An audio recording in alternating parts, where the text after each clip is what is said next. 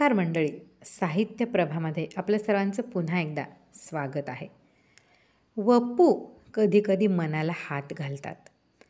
इतकं सोपं असतं का कोणाला वजा करणं? इतकं सोपं डोळ्यातले स्वप्न पुसून टाकणं? माणसांकडे माणूस म्हणूनच बघितलं पाहिजे. माणूस परिपूर्ण कधीच नसतो, ना मुलगा म्हणून, ना पालक म्हणून, ना साथीदार जोडीदार म्हणून. जो चुकत असतो, घडत असतो, बिघडतही असतो, त्याला समजून घेता आलं पाहिजे, आधार देता आला पाहिजे, सावरता आलं पाहिजे. त्याच्याकडून परिपूर्ण असण्याची अपेक्षा करण्याआधी आपल्या आत डोकावता आलं पाहिजे. स्वतःच्या मनाला जपण्याआधी दुसऱ्याचे मन समजून घेता आलं पाहिजे. अलिप्ततेचा बुरखा पांघरता पांघरता आपण वृक्षतेकडे तर वाटचाल करत नाही आहोत हे डोळसपणे बघता आलं पाहिजे.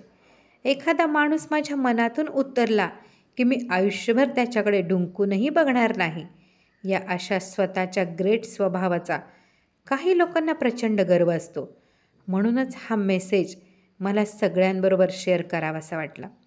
कधीतरी निवांत बसून आयुष्यात येऊन गेलेल्या आणि दुरावलेल्या नात्यांचा डोळसपणे अभ्यास केला की लक्षात येतं की असे अनेक जण ज्यांनी आपल्याला दुखावलं म्हणून आपल्या आयुष्यातून आपण त्यांना वजा केलं होतं, ते अनेकदा समर्थनीय नव्हतंच.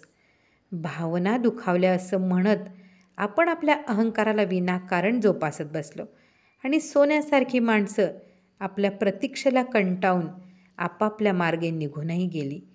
त्यांची एखादी कृती, चूक हा जणू काही जन्ममरणाचा प्रश्न बनवून ती हकनाक आपल्या अहंकाराची बळी कधी झाली हे कळलंच नाही. आपण जसे जसे परिपक्व होत जातो तसं तसं लक्षात येतं की भावना आणि अहंकार यांच्यात असलेली सूक्ष्म रेषा योग्य वेळी जाणून वागायला हवं होतं. त्या माणसांनी आपल्यासाठी केलेल्या चांगल्या गोष्टी लक्षात ठेवायला हव्या होत्या. स्वतःच्या चुकासुद्धा आठवून निदान स्वतःशी तरी मान्य करायला हव्या होत्या. भावना क्षमाशील असते तर अहंकार मात्र एक घाव 2 तुकडे करून मोकळा होतो. भावना दुखावली असं आपण म्हणतो तेव्हा खूप वेळा भावना नाही तर अहंकार दुखावलेला असतो. अगदी एखादी आनंदाची बातमी जरी कोणी आपल्याला उशिरा दिली तर त्या गोष्टीचं दुःख आणि राग म्हणून त्याचं अभिनंदनही आपण केलेलं नसतं आणि हे अनेकदा घडतं. जगणं म्हणजे फक्त श्वास घेणं नसतं, तर त्या जगण्यालाही स्वतःचं असं वेगळं रूप आणि अस्तित्व असतं. कुणाचंच कुणा वाचून काही अडत नाही, पण आयुष्यात आलेली चांगली माणसं जेव्हा गैरसमजुतीमुळे दुरावतात तेव्हा मात्र जर ती माणसं आपल्या आयुष्यात राहिली असती तर जगणं अजून सुंदर आणि अर्थपूर्ण झालं असतं असं मात्र नक्कीच वाटून जातं. क्षणभंगूर आयुष्याचे लाड करताना आपल्या जगण्याचा दर्जा आपण राखायला हवा आणि ह्यासाठीच ते जगणं सुसंस्कृत आणि अर्थपूर्ण बनवणाऱ्या चांगल्या माणसांची ओळख आणि जोपासना करणं आणि अहंकारामुळे त्यांना न गमावणं हे जाणीवपूर्वक आपण करावं असं मनापासून वाटतं. बऱ्याचदा तर समोरच्या व्यक्तीच्या वागण्याचा आपण आपल्या मतानुसार अर्थ काढतो.